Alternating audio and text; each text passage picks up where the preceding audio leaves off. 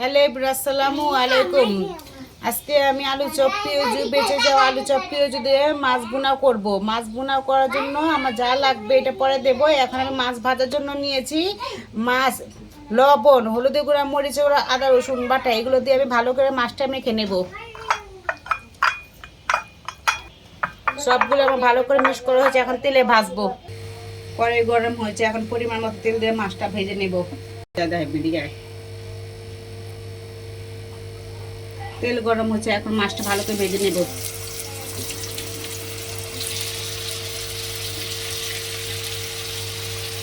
মাছটা ভালো করে ভেজে নেব।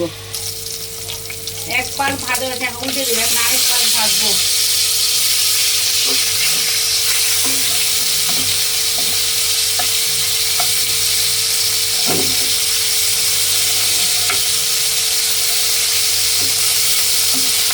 মাছটা ভালো করে ভাজবো।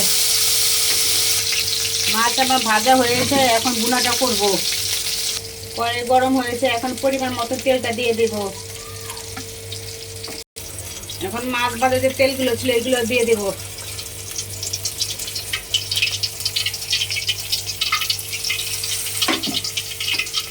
এখন তেল গরম হয়েছে, এখন পরিমাণ মতো পেঁয়াজ দেব।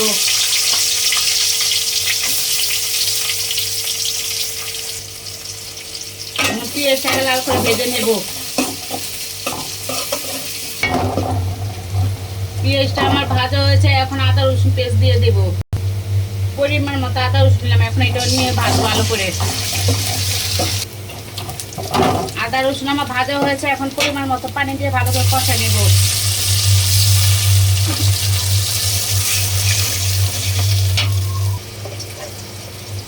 এখন হলুদের গুঁড়া দিলাম। হলুদের গুঁড়া যা নিয়েছে কাছে টবলায় মরিচের গুঁড়া দিলাম।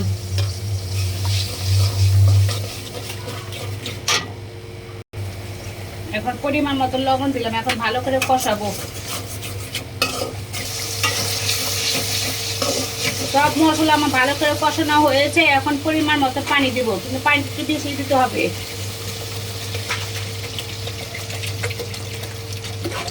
এখন পানিটা বড় কাশে পাখি দিয়ে ছেড়ে দেব।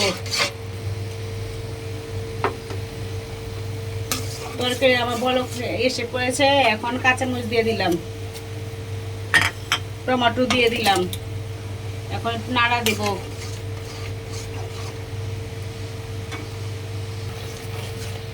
টমেটো কাঁচামরিচ ছাড়া পর বলক এসেছে, আমি এখন পেঁয়াজগুলো ছেড়ে দিলাম।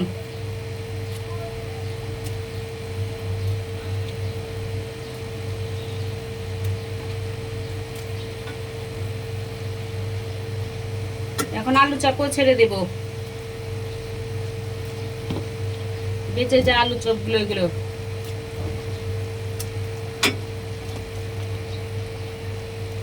এখন বলক আসলে মাছ ছেড়ে দেব। এখন বলক এসেছে, এখন মাছ ছেড়ে দেব।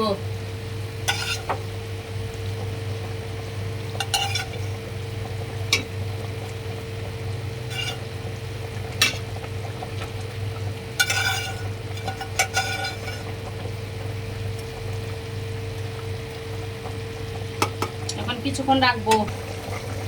এখন আমার তরকারিটা হয়ে এসছে, এখন উপর থেকে কিছু ধনিয়া পাতা দিয়ে দেব।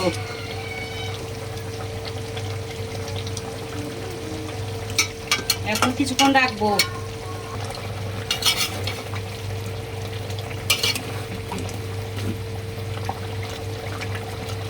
হয়ে গেছে আমার রান্না। ছেলে এভাবে রাঁধতে পারেন, ভালো লাগে। ভিডিওটা ভালো লাইক কমেন্ট শেয়ার এবং নতুন সাবস্ক্রাইব করুন। আল্লাহ হাফেজ।